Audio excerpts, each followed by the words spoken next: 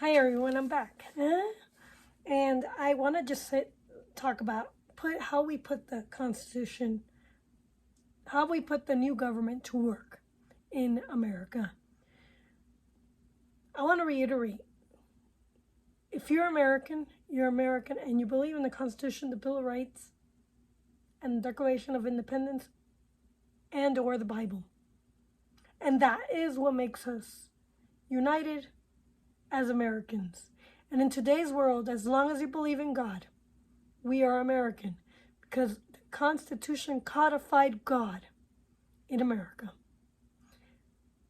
The Constitution did not put the government first on top of the pyramid. The Constitution in America put God on top of the pyramid over the people. God governs your behavior. And it's okay if you don't want to obey God, because then the government must align every single law with God's law in order to make you good and obey. So I'm going to quote Daniel Webster. Let our object, that means purpose, be our country, our whole country, and nothing but our country. So if you're American, you put God first, you put country second, you put family third, and then you put yourself.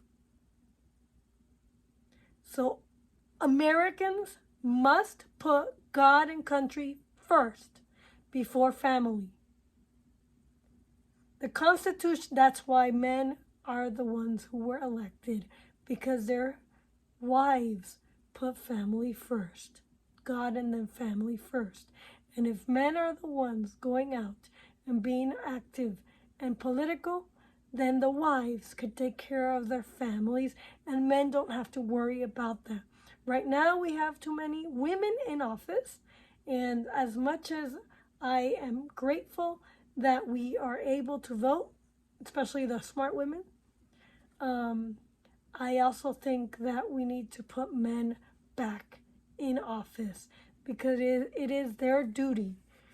And if men are okay in their head, they will listen to their wives too, and they will work together to make their home godly and special for their children to be raised in. The Constitutional Convention took only the first steps in making the new Constitution. The delegates could not force the 13 states, to accept their work. They had been given authority to change the Articles of Confederation, but they had written a new Constitution. Would the people accept what they had done? That is the question. The Constitutional Convention decided to get the opinion of the people. It asked each state to call a convention of the people. It asked each state to call a convention and to elect delegates to vote yes or no on the new Constitution. The delegates were to be chosen by the people, because the government under the new Constitution was to be the government under the people. That's why I'm telling you, God is first, then it's the people, then it's the Constitution, and the Constitution governs the government. A new government should be organized when 9 states had accepted the Constitution. All was needed, 9 states. Each state government, the Constitution goes to the people, we the people. Each state government asked its people to send delegates to the state convention. A convention was held in each state. The delegates were to study the Constitution. They were to vote for or against it. Copies of the Constitution were printed in the newspaper. It was talked about at home and on the streets. The people seemed to like it. They asked the delegates in the state convention to accept the Constitution. So the people voted in each state for this Constitution. The businessmen wanted to trade in other states. They asked the delegates in their state convention to accept the Constitution. But many people were not sure the Constitution was better than the Article of Confederation. They said, and this is why the United Nations must be dissolved, is because we, the people, have not agreed to a United Nations. We have not agreed to the Declaration of Human Rights. This is what we agree with in America. We don't agree with the United Nations, and it needs to be dissolved. We, the people, voted for this Constitution. Got it? They said that the president should be elected by a direct vote. So, Polis unconstitutionally put us into a national compact. That is unconstitutional. And it needs to be removed. They did not want the president to be appointed. They did not want the president to appoint the judges of the federal courts. So initially, others said that the Constitution did not protect the rights of free speech and free press. They also said it did not guard their right to worship God as they pleased. The fathers of the Constitution did not think that it was perfect, but those who signed it believed that it was better than the Articles of Confederation. They wanted the delegates in the state convention to vote on it before any changes were made. So the fathers of the Constitution went home to urge the state convention to approve the Constitution. The new Constitution was accepted. The convention in Delaware voted first. It accepted the new Constitution without a single vote of no. Pennsylvania, New Jersey, Georgia were next. Then came Connecticut. The convention in Massachusetts wanted some changes made in order to protect the rights of the people. The other states agreed that the changes would be made later. Massachusetts then voted to come into the new union. Maryland and South Carolina voted to accept the new Constitution. Early in the summer of 1788, the convention in New Hampshire approved it. That made 9 states which had accepted the Constitution. 3 of the largest states had not voted yes. They were Virginia, New York, North Carolina. Also, Rhode Island had voted not to accept it. If these states voted no, the Union would not be solid. North Carolina and Virginia separated Georgia and South Carolina from Delaware and Maryland, each of which had accepted the Constitution. Virginia wanted a Bill of Rights added to the Constitution. The other states agreed that this would added later. Virginia then entered the Union. So this is over here in this book that was given to my grandfather when he became an American citizen. It says the ratification of the federal Constitution. Article 7. The ratification of the Convention of 9 states shall be sufficient enough to the establishment of this Constitution between the states, so ratifying the same. So all of these 13 ratified in these dates right here.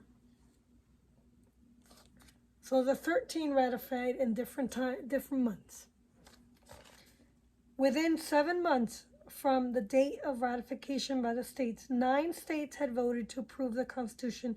However, the new government could not have gotten along very well without the 2 largest states, which were Virginia and New York.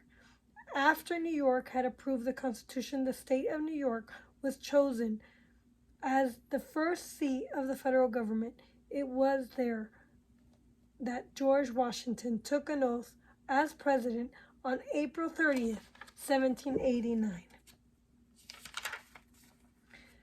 The states were anxious to have New York in the Union. If New York stayed out, Connecticut, Massachusetts, New Hampshire would be separated from the other states. Alexander Hamilton, who had signed the Constitution, made a special visit to the convention in New York. He explained the new Constitution to the delegates. He urged them to vote yes. When the votes were counted, New York had accepted the new Constitution. The states would not be separated. The Union would be strong. North Carolina and Rhode Island were too weak to stand alone. They agreed to the new Constitution. All of the states had accepted the Constitution. The new Union would be complete. Setting up the new government. The next thing was to establish the new government. The Constitution told how it should be done.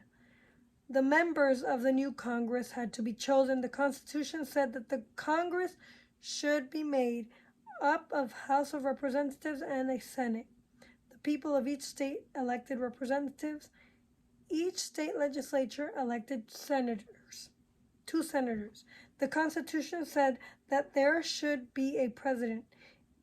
Note, the states elect the senators. Senators represent the states. The House of Representatives represents us. We should not be electing senators. That should be proper for the states to have their delegates to elect senators, and we should go back to doing that. The Constitution said that there should be a president. It said that the people should vote for electors. Those electors who were good citizens would then choose a president. And what's the definition of a good citizen? Comment below and let me know what your definition of a good citizen means. The electors in each state met and voted. George Washington was elected president. John Adams was elected vice president. The new Congress met in New York City in March 1789. On April 30th, 1789, Washington and Adams came to New York and took the oath of office. The people shouted, "Long live George Washington, first president of the United States." The Congress then passed a law providing for executive department to assist the president. The heads of these departments were Secretary of State, a Secretary of Treasury, a Secretary of War, and the Attorney General. President Washington appointed them to these offices, who helped to write the Constitution. He appointed Alexander Hamilton to be Secretary of Treasury. He made Thomas Jefferson Secretary of State. Good choice. He selected other good men for the other offices. These men became known as the President's Cabinet. The Congress passed a law organizing the federal courts.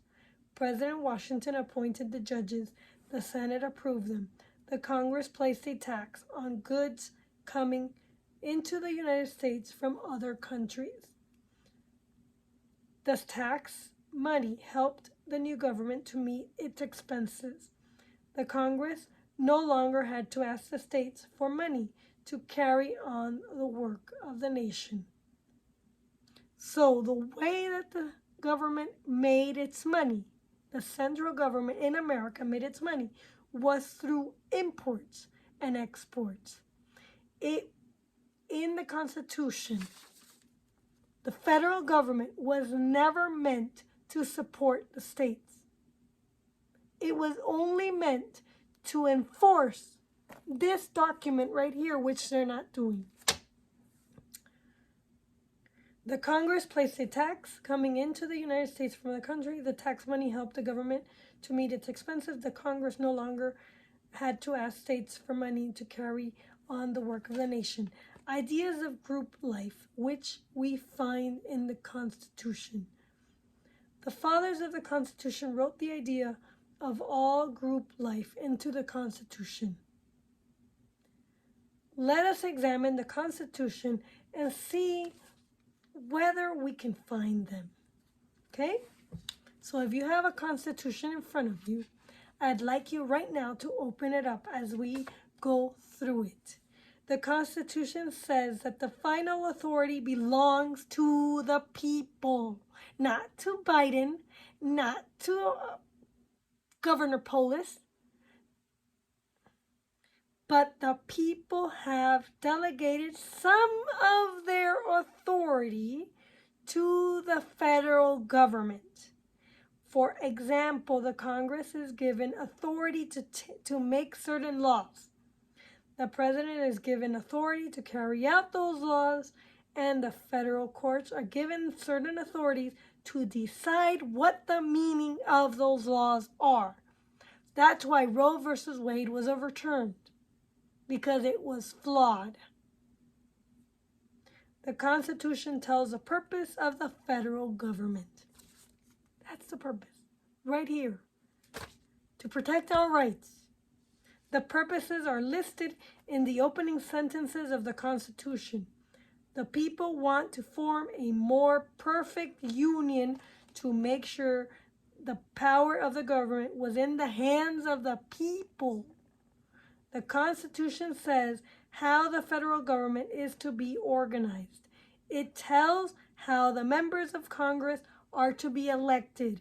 It gives a way in which the president and the judges of the federal courts are to be chosen. The Constitution divides the authority to govern between the federal government and the state governments. Both the federal government and the state governments are to continue. Neither can put an end to the other. Got it? The federal government cannot put an end to any state, and the state cannot put an end to the federal government. The Constitution, therefore, tells how the two are to work together. It explains how the three branches of the federal government are to get along together. It says that what they must do when they cannot agree. It tells how quarrels among the states are to be settled. And that's why I'd like to initiate a conflict with an amendment to our Constitution in Colorado. And I'll tell you the conflict later, so hold on. The Constitution was built upon certain principles. Certain things were understood. The fathers of the Constitution did not quarrel about them. It was understood that all states would be equal. What one state may do, every state may do. The federal government cannot give special favors to one state. It was agreed that there should be 3 branches of government. There would be one branch to make laws, another to enforce them, and a third to settle the questions of law that might arise. It was understood that all persons are equal before the law. Every person, whether rich or poor, can require that the law protects him in the exercise of his right under the law. The new government was to be a government of the laws and not of men. No person was to be above the law. So why are they holding Trump accountable and not holding Biden or other people accountable in office today? This means that no officer of the government can use any authority unless the Constitution or law permits him to do so.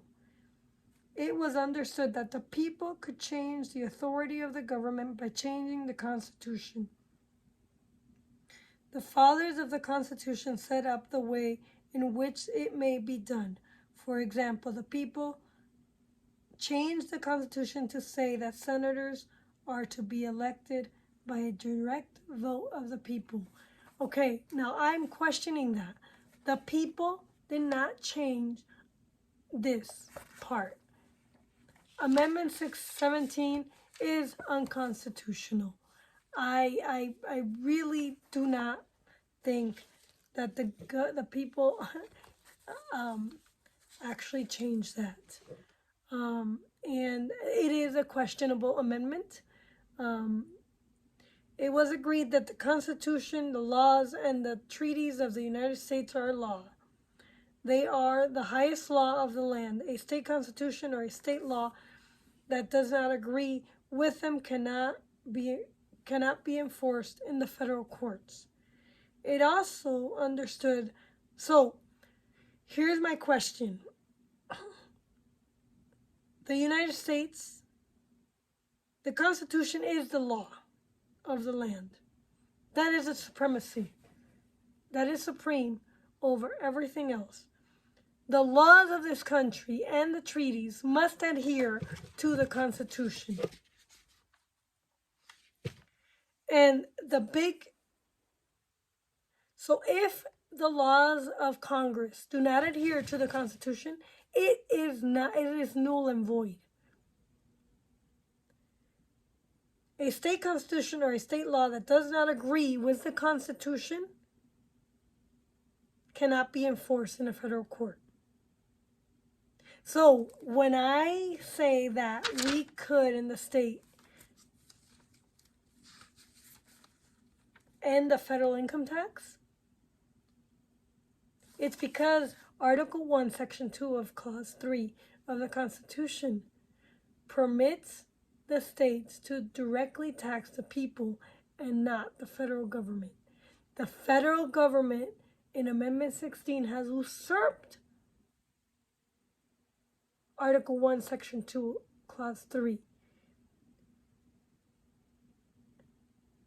And so, in order to correct that, we must open up a convention of states, a convention, and correct that. Or issue a conflict and see if the federal courts will correct it. I am not sure if it can be corrected, if we can eliminate the federal income tax for all Coloradans.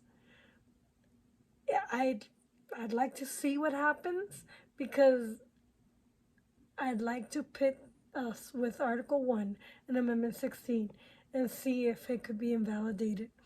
I'm not sure if it can. It was also understood that the new federal government would be a government of all the people and not the state alone. The government under the Articles of Confederation was a government of the states, and the government under the Constitution is a government of the people as well as the states. So the states are co-equal in power with the federal government. And Hamilton argues against allowing the federal government to directly tax the people. So the intent of the founding fathers was never to allow the government to tax us directly.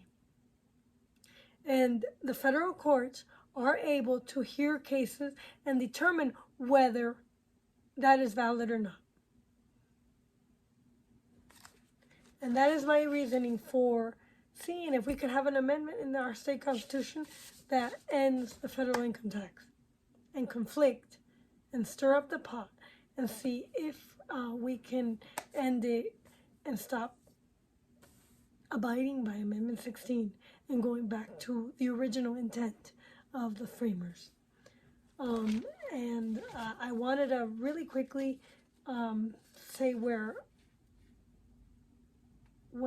we codified God in the Constitution.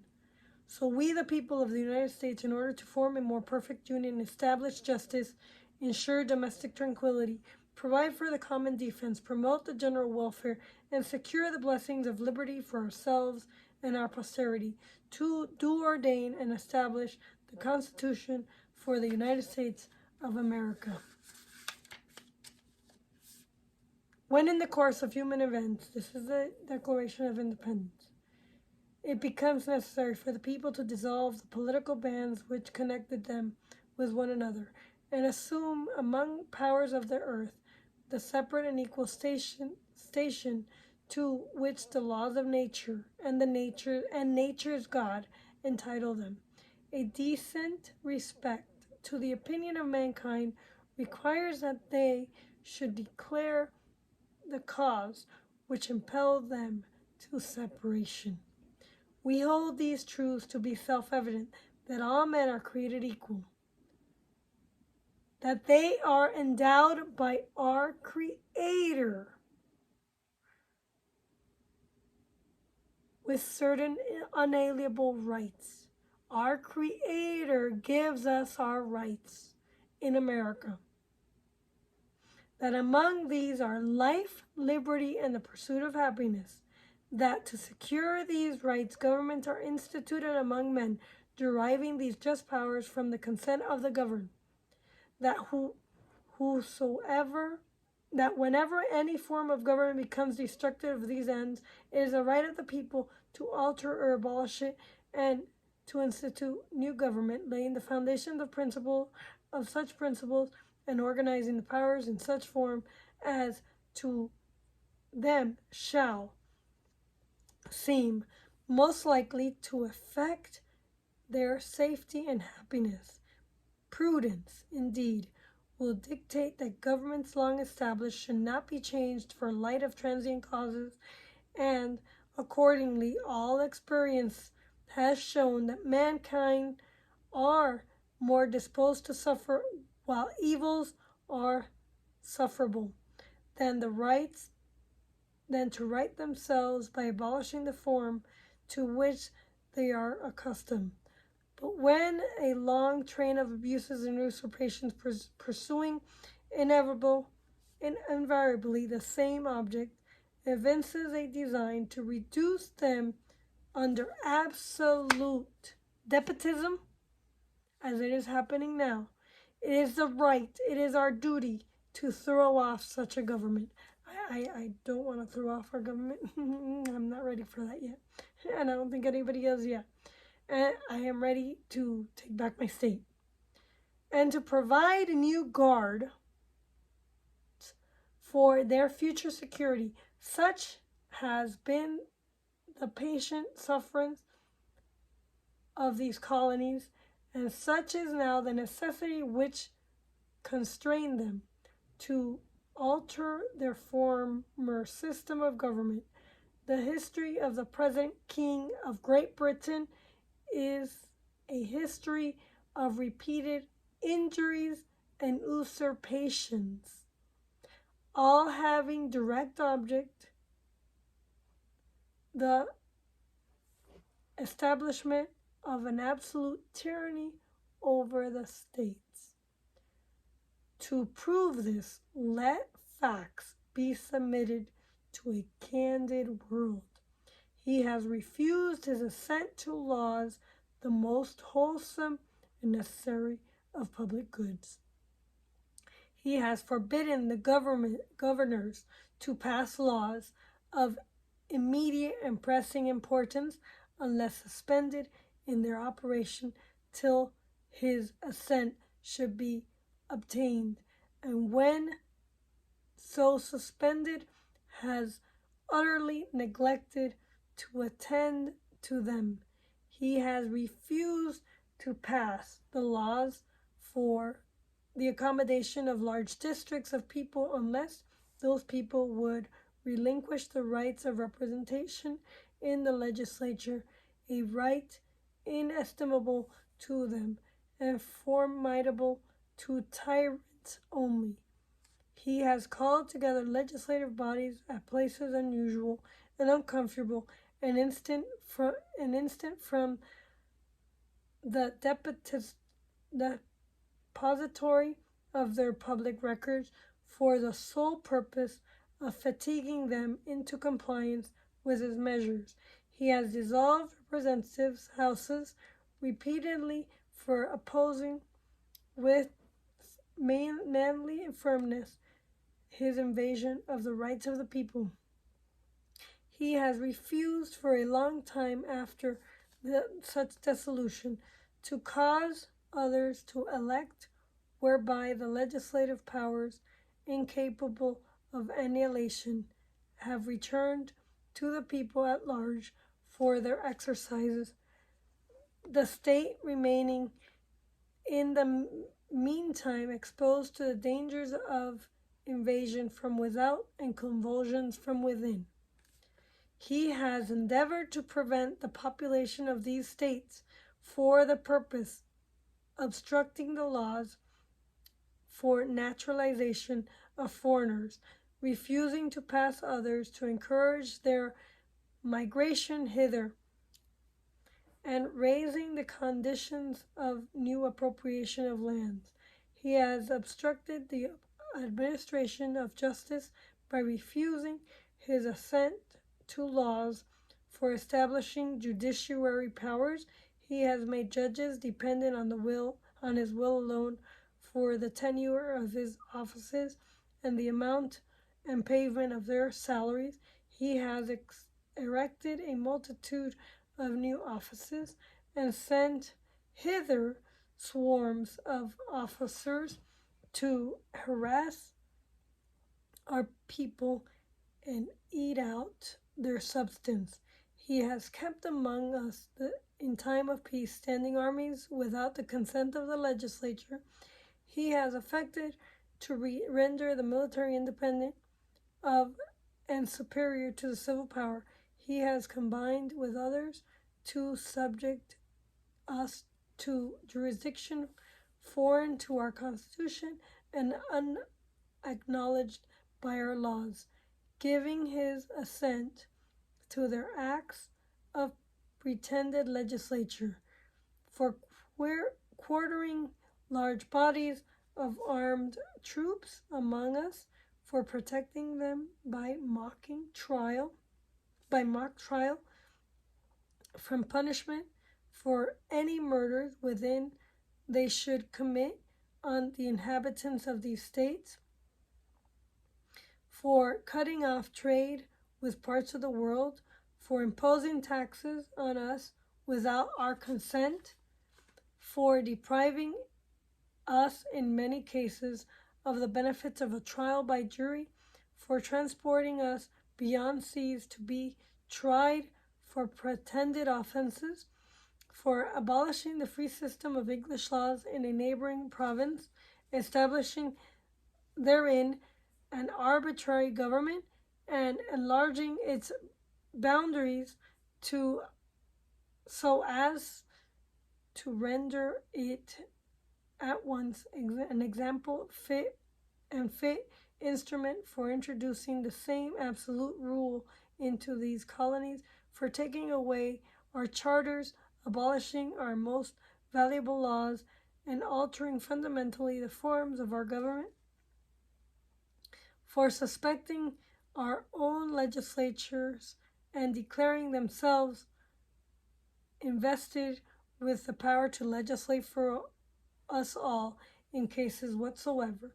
He has abdicated government here by declaring us out of his protection and waging war against us. He has plundered our seas, ravaged our coast, burnt our towns, and destroyed the lives of our people. He is, at the time, transporting large armies of foreign mercenaries to complete the works of death, dissolution, and tyranny already begun, with circumstances of cruelty and perfidy scarcely paralleled in the most barbarous ages, and totally unworthy the head of the civilized nation. He has constrained our fellow citizens from captive on the high seas to bear arms against their country, to become the executioners of their friends and brethren, or to fall themselves by their hands.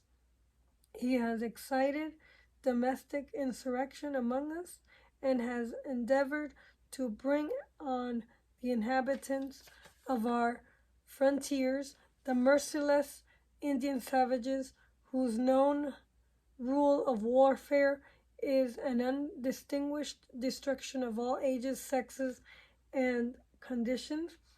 In every stage of these oppressions, we have petitioned for redress in the most humble terms. Our repeated petitions have been answered only by repeated injury. A prince whose character is thus marked by every act which may define a tyrant is unfit to be ruler of a free people. Nor have we been wanting in attention to our British brethren. We have warned them from time to time of attempts by the legislature to extend an unwarrantable jurisdiction over us. We have reminded them of the circumstances of our immigration and settlement here. We have appealed to their native justice and magnanimity, and we have conjured them by the ties of our common kindred to disavow these usurpations, which would invariably interrupt our connections and correspondence. They, too, have been deaf to the voice of justice and of consanguinity.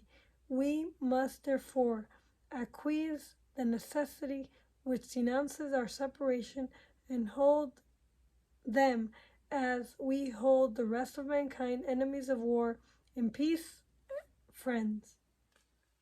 We therefore, the representatives of the United States in general, Congress, assembled appealing to the supreme judges of the world for the rectitude of our intentions, do in the name and by the authority of the good people of these colonies, solemnly publish and declare that these united colonies are and of right ought to be free and independent states, that they are absolved from all allegiance to the British Crown, and that all political connections between them and the state of Great Britain is and ought to be totally dissolved, and that as free and independent states they have full power to levy war, conclude peace, contract alliance, establish commerce, and to do all other acts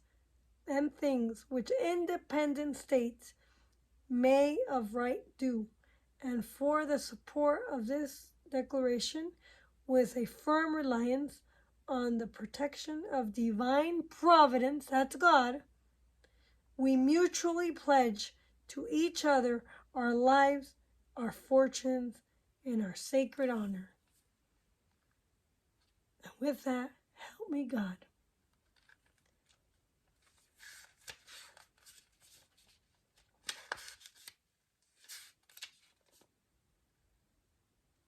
Amen. Signing off, and have a great and happy Easter.